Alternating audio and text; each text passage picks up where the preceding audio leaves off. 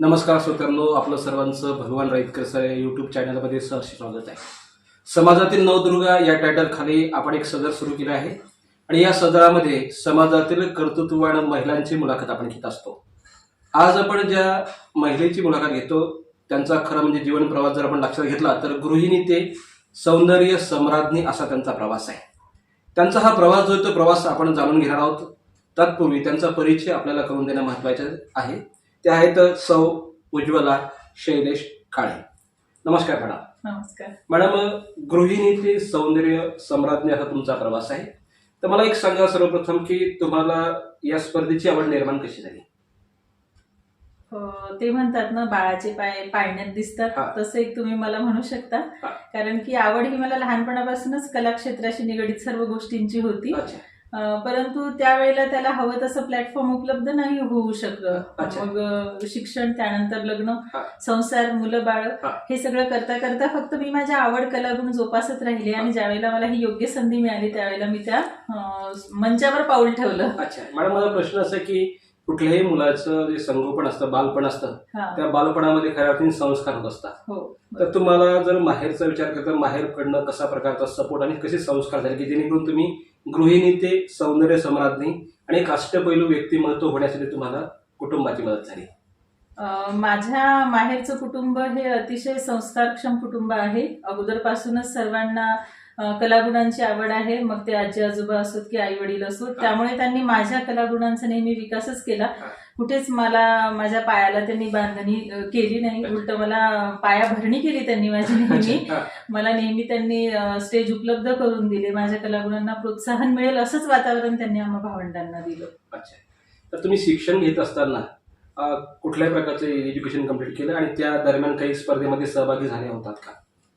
हो, मी नेहमीच सर्व स्पर्धेमध्ये सहभागी व्हायचे. मी वयाच्या जवळपास सांगू शकते की 6-7 वर्षानंतरच मी पाऊल ठेवलेलं आहे सर्व स्पर्धांमध्ये. मी दुसऱ्या वर्गापासून अनिल इंगळे जे माझे संगीत गुरु आहे त्यांच्या ऑर्केस्ट्रामध्ये काम करायची, गायन करायची, वादन करायची, हार्मोनियम वाजवायची. त्यामुळे असं लहानपणापासून मी या क्षेत्रामध्ये आहे.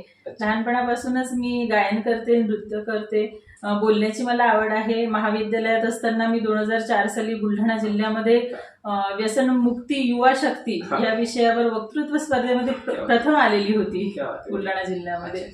तर होते हे गुण माझ्यामध्ये, म्हणजे मी त्याला विकसित करतच राहिले.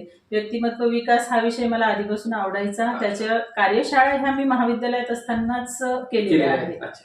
पण या सर्व गोष्टी करत असताना एक वेगळं पण असेल की तुम्ही तुमचं माहेर म्हणजे ग्रामीण भागातलं आहे. हो, बरोबर. आणि असं असताना सौंदर्य स्पर्धामध्ये तुम्ही सहभागी झालाय. तर सौंदर्य स्पर्धेचा सुरू तुम्हाला कसा सापडला? सौंदर्य स्पर्धांबद्दल मी नेहमी बघायची आणि आपल्याला आता नव्याने जे अँड्रॉइड मोबाईल उपलब्ध झालेले आहेत, बरेच जण त्याचा गैरवापर करतात. पण मी असे म्हणेल ती आपल्याला मिळालेली सुवर्ण संधी आहे. फक्त तो त्याचा कसा उपयोग करतो हे ते व्यक्तीवर निर्भर करते. तर मी सौंदर्य स्पर्धा कंटिन्यू युट्यूबवर सर्च करत राहायची. त्यामध्ये मला ती आवड होती, त्यामुळे मी ते नेहमी बघायची. कसे चालतात, कसे बोलतात, यांचं व्यक्तिमत्व कशा पद्धतीचं असते, यांना नॉलेज किती व्हर्सेटाईल नॉलेज असते. आणि माझी एक मैत्रीण आहे अकोल्याला, कल्पना गावंडे म्हणून, तिने सहजमध्ये मला त्याचं एक वेळेला ते पाठवलं व्हॉट्सअपला की जा, तू करू शकते, तू कर. आणि तिथून माझ्या या प्रवासाला खऱ्या अर्थाने सुरुवात झाली. मराठवाडा सौंदर्य सम्राज्ञी स्पर्धेसाठी तिने मला पाठवलं होतं. या अनुषंगाने दुसरा प्रश्न असा आहे की तुम्ही जेव्हा पहिल्यांदा स्पर्धेमध्ये पार्टिसिपेट झाल्या त्यावेळेला तुम्ही कॉलेजच्या स्टुडंट होत्या की गृहिणी होत्या?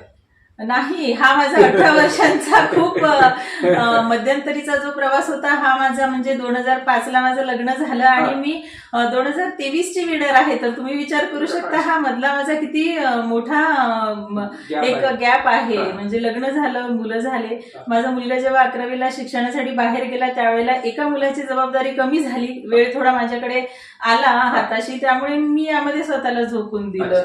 म्हणजे मी जे आयुष्यभराची जी मिळकत कला क्षेत्राची केलेली होती हे मी 2023ला त्या प्लॅटफॉर्मवर मी सादर केली. म्हणजे हा माझा खूप मोठा गॅप होता. म्हणजे 5ला सुटलेलं जे होतं ते मला 22-23ला मिळालं. मॅडम, सौंदर्य स्पर्धेच्या संदर्भातली प्रिपरेशन आपण कशी केली ते आमच्या श्रोत्यांना सांगा. प्रिपरेशन म्हणजे सर त्यामध्ये वेगळे वेगळे राऊंड्स असतात. 4-5 राऊंड आपल्याला तिथे पार करावे लागतात. तर मी त्या राऊंडशी निगडीत सर्व माहिती जमा केली. त्यामध्ये आपल्याला एक टॅलेंट राऊंड पास करावा लागतो. ओव्हरऑल एक बिहेवियर राऊंड असतो, हा. त्यानंतर Indian traditional round, Indo western round, एक प्रश्न उत्तरांची फेरी असते. अशा तिथे वेगळ्या वेगळ्या फेऱ्या असतात त्या. तर आपल्यामध्ये जे टॅलेंट आहे, हा. जे हिडन टॅलेंट आपल्यामध्ये आहे, हा. प्रत्येक महिलेमध्ये जे वेगळं वेगळं असते, तर ते आपल्याला तिथे सादर करावं अच्छा, लागते. प्रिपरेशनसाठी मग काही बुक्स यूज केले का, किंवा बुक्स क्वेश्चन कशा पद्धतीचे असतात एखादं हो, for मी example? क्वेश्चन्स साठी मी तयारी केली होती. ज्या आधीच्या स्पर्धा झालेल्या होत्या, हा. तर त्यांना कसे प्रश्न विचारतात आणि त्याची कशी उत्तरं देतात हा. याचा मी थोडा युट्यूबवर अभ्यास केला होता. अच्छा. तर प्रश्न असे असतात की जे चालू घडामोडी आहे अच्छा. आपल्या समाजामध्ये वगैरे ज्या चालू घडामोडी असतात याच्याशी निगडीत ते महिलांना प्रश्न विचारतात. अच्छा, म्हणजे स्पर्धा ब्युटी विथ ब्रेन असं म्हणता येईल. येस येस येस, अच्छा. Beauty with brain. Mrs Maharashtra किंवा Mrs India is not only a beauty competition, हे फक्त लोकांचे भ्रम आहे Yes. की याच्यामध्ये फक्त सौंदर्य बघितलं जाते. Yes. असं जर बघितलं गेलं असतं तर आता मी नाव नाही घेऊ इच्छित, पण नाही. अशा कित्येक आपल्या सौंदर्य स्पर्धा जिंकलेल्या नॅशनल इंटरनॅशनल लेवलच्या स्पर्धक आहेत की ज्या दिसायला सुंदर नाही अच्छा, आहेत. अच्छा. तर यामध्ये कुठल्या गोष्टीचा क्रायटेरिया असतो, क्रायटेरिया यामध्ये असा कुठला बेसिक म्हणजे क्रायटेरिया दिसणं आणि असणं? दिसणं, असणं, तुमची बुद्धिमत्ता हो, असणं असं म्हणजे बुद्धिमत्तेशी रिलेटेड. बुद्धिमत्ता ही सगळ्यात महत्वाची राहते पण त्या ठिकाणी जे क्वेश्चन विचारले जातात ते ओरली असतात की रिटन फॉर्म मध्ये असतात? नाही, ओरल राहतात सर. Orally असतात. म्हणजे तुमचं प्रेझेन्स ऑफ माइंड हे तिथे चेक केल्या जाते. अच्छा. तुम्हाला प्रश्न विचारल्याबरोबर इन्स्टंट उत्तर तुम्हाला द्यावं कमिटी लागते. असते का समोर? हो, कमिटी साधारण असते. किती लोकांची कमिटी असते? ती प्रत्येक ऑर्गनायझेशन जे असते त्यांचं, त्यावर जसं depends. आता आपले इंडियाची फेमिना घेतात तर हा. त्यांचं ते स्वतःचे क्रायटेरिया असतात की अच्छा. कोणती कमिटी असेल आणि किती मेंबर्स असतील. अच्छा, मला हे सांगा की सुरुवातीला क्वेश्चन विचारले जातात की जे आपण पाहतो सौंदर्य स्पर्धामध्ये चालणं वगैरे, ते यामध्ये कुठलं असतं सुरुवातीला, काय असतं? प्रश्न उत्तर फेरी ही सगळ्यात शेवटची असते आणि त्याच्यावर तुमचा विनर ठरतो. अच्छा, पहिली फेरी कोणती असते? पहिली फेरी असते आणि तुमची. किती फेऱ्या होतात? त्याच्या जवळपास 4 ते 5 फेऱ्या होतात. पहिली फेरी कोणती असते? पहिली फेरी असते तुमची रॅम्प वॉक, म्हणजे चालण्याचा पहिला एक राऊंड असतो. अच्छा, ते किती अंतर चालावं लागतं? त्यांचं साधारणतः बरेच एक 10 फुटाचा वगैरे अच्छा. प्रत्येक. त्याच्यात चालण्याची काही पद्धती वगैरे असते का हो त्याच्यामध्ये? हो, बिलकुलच. मग ते कुठून शिकला की युट्यूबच्या माध्यमातून? नाही, मी सगळं युट्यूबच्या माध्यमातून शिकले. स्वतःहून मी प्रॅक्टिस केल्या. मी माईक हातामध्ये पकडण्यापासून प्रॅक्टिस केली, क्या बात आहे. कारण ते माझं 2004 साली सुटलेलं होतं. अच्छा. माईक महाविद्यालय practice सुटलं केली. तेव्हापासून. अच्छा. पहिली आता फेरी झाली, दुसरी फेरी कोणती असते? दुसरी फेरी असते एक इंडो वेस्टर्न राऊंड असतो. त्यामध्ये काय असतं? त्यामध्ये तुम्हाला इंडो वेस्टर्न म्हणजे एक आपलं पारंपरिक वस्त्र आणि एक वेस्टर्न वस्त्र या दोन्हींचा एक मिलाप करून तुम्हाला ते धारण करून त्यांच्यासमोर रॅम्प वॉक करावा लागतो. अच्छा, त्यामध्ये तिसरी फेरी कोणती असते? तिसरी असते पारंपरिक फेरी, ज्यामध्ये आपण नऊवारी अच्छा. किंवा जेही आपलं इंडियन Traditional कॉस्ट्युम आहेत, अच्छा. हा, ते घालून आपण तिथे फेरी एक तो राऊंड असतो. चौथा राऊंड कोणता असतो? टॅलेंट राऊंड असतो. त्यामध्ये कसं असतं? त्यामध्ये तुमचं टॅलेंट तुम्हाला सादर करायचं असते. तर ते मग इंटरव्ह्यूच्या त्यामध्ये- माध्यमातून का? नाही, स्टेजवर आपल्याला तिथे सोलो एंट्री असते आपली. त्यामध्ये कुणी नृत्य करते, कुणी गायन करते, कुणाला जर एकपात्री प्रयोग सादर करायचा असेल तो करतात. प्रत्येकामध्ये इव्हन तुम्ही मेहंदी काढण्यापासून सुद्धा तुम्ही अच्छा. तुमचं तर टॅलेंट तुम्ही या राऊंड मध्ये कशामध्ये पार्टिसिपेट झाला? मी जेव्हा मिसेस मराठवाड्यासाठी उतरली होती त्यावेळेला मी जो आपल्या दिवाळीच्या वेळेला जे वासुदेव येतात ना, हा, yes. हा, तर मी मेल पार्ट म्हणजे मी एक पुरुषाची भूमिका केली होती. अच्छा. मी सर्व वासुदेवाचा गेटअप केला होता क्या बात. आणि वासुदेवाच्या गेटअपवर मी डान्स केला होता. आणि सर्वात विशेष गोष्ट म्हणजे मी माझा मेकअप सुद्धा मी केला होता, कारण मी क्या बात. प्रोफेशनल मेकअप आर्टिस्टचा सुद्धा कोर्स केलेला क्या बात. आहे. मॅडम, पाचवा राऊंड कोणता असतो? प्रश्न उत्तर फेरी. अच्छा, तर ते आपल्याला ओरली द्यायची असते. हो.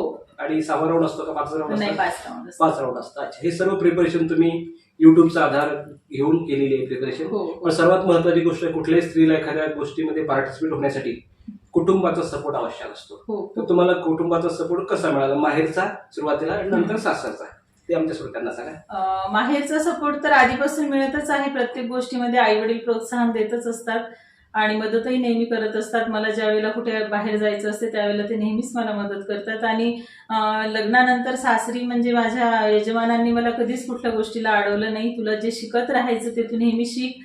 घरातल्या कामांना तर मी प्राधान्य देते, पण त्यांचं असं म्हणणं असते की तुला जर काही करायचंय तर तू याला थोडं साईडला ठेवून तुझ्या कलागुणांचा विकास कर. ते कधीच माझ्या कलेच्या मध्ये आले नाही. त्यांनी मला नेहमीच प्रोत्साहन दिलं. ज्या वेळेला मी मिसेस मराठवाड्यासाठी जाणार होते तर तुम्हाला सांगते, मी अक्षरशः अशी माझी हात हालत होते, कारण सोपं नाहीये ना एवढा 18 वर्षांचा गॅप गेल्यानंतर तुम्ही एका एवढ्या मोठ्या स्टेजवर उभं राहणं. म्हणजे मला चक्कर येत होते, माझे हात असे पूर्ण हालत होते, माझी पूर्ण बॉडी थंड पडलेली होती. तर त्यांनी मला एकच गोष्ट बोलली की मी म्हटलं मी जाऊ नको का, कारण माझ्याकडून होणार नाही एवढ्या दूर जाणे करणे आणि माझ्यात तो कॉन्फिडन्स आता राहिलेला नाहीये. तर ते म्हटले आयुष्यामध्ये सक्सेस मिळणे हे सोपं नसते, कुठलाच सक्सेस सोपा नाहीये. जे आपण सक्सेसफुल पर्सन बघतो त्याच्या पाठीमागे खूप काही असते. तर तुला जर सक्सेसफुल व्हायचंय, तुला यश जर संपादन करायचंय, तर तुला या सर्व फेज मधून जावं लागेल आणि मगच तुला ते मिळेल. तर तू कर आणि तू करू शकते. मॅडम, मला समोरचा प्रश्न असेल विचारायचा की महिलांचं आफ्टर मॅरेज अनेक काम असतात, व्याप असतो. हा सर्व व्याप सांभाळत असताना, कुटुंब सांभाळत असताना तुम्ही अनेक कलांचं संगोपन केलं, शिकलाय, ज्यामध्ये पेंटिंग असेल, इतर कला असतील. तर हे सर्व तुम्ही मॅनेज कसं करताय आणि कोणकोणत्या कला शिकल्या ही आमच्या श्रोत्यांना? मी सर्वप्रथम सांगू इच्छिते सर्व महिलांना की त्यांनी सर्वप्रथम तर स्वतःच्या आरोग्यावर लक्ष केंद्रित केलं पाहिजे. कारण जर तुमचं आरोग्य चांगलं असेल तरच तुम्ही मल्टीटास्कर बनू शकता, तर तुम्ही एका वेळेला खूप सगळ्या गोष्टी करू शकता. तर माझं हे लग्नाच्या आधीपासूनच रुटीन आहे की सकाळी 5-5:30ला उठणे आणि आपलं जे एक भारतीय संस्कृतीप्रमाणे अंगण झाडणे, सडा रांगोळी करणे, हे सगळं काही मी आधीपासूनच करते. आणि त्यानंतर मी सकाळी लवकर उठत असल्यामुळे माझ्या हातास वेळ खूप राहतो. म्हणजे 11-12 पर्यंत आपले दैनंदिन कामं सर्व उरकल्यानंतर मी दुपारला 1 ते 4 मी माझ्या कलागुणांना नेहमीच वेळ दिला. आणि मला टीव्ही सिरियल्स बघण्याची आवड नाही, कुठे जाऊन गॉसिपिंग करण्याची आवड नाही. कोणकोणत्या कला जोपासता तुम्ही? मी ॲक्रेलिक पेंटिंग करते, मी कॅनव्हास पेंटिंग करते, पेन्सिल स्केचचे मी स्वतः क्लास घेते. आणि विशेष मला माझ्या महिला मैत्रिणींना सांगायला आवडेल की ह्या सर्व गोष्टी मी लग्नानंतर शिकलीये. तर लग्नानंतर आपण काही करू शकत नाही असं नाही आहे. तुम्ही वेळेचं जर व्यवस्थित नियोजन केलं तर आपण काहीही करू शकतो. त्यानंतर मी प्रोफेशनल मेकअप आर्टिस्ट झाले. माझं महाविद्यालयात असतानाच लग्न झालं. त्यानंतर मी माझं MA BEd सुद्धा कम्प्लीट केलं. आणि नंतर आता मी मागच्याच वर्षी एक डिप्लोमा केला सायकोलॉजीमध्ये. आणि मला असं वाटते की आयुष्यभर विद्यार्थी राहून आपण शिकत राहायला पाहिजे. मित्रांनो, या ठिकाणी मॅडमनी त्यांच्या मुलाखतीच्या माध्यमातून आपल्या सर्वांना प्रेरित केलेलं आहे. मॅडमनी त्यांचा अमूल्य वेळ दिल्याबद्दल आपल्या चॅनलच्या वतीनं मॅडमचे खूप खूप मनपूर्वक धन्यवाद. नमस्कार मॅडम. धन्यवाद.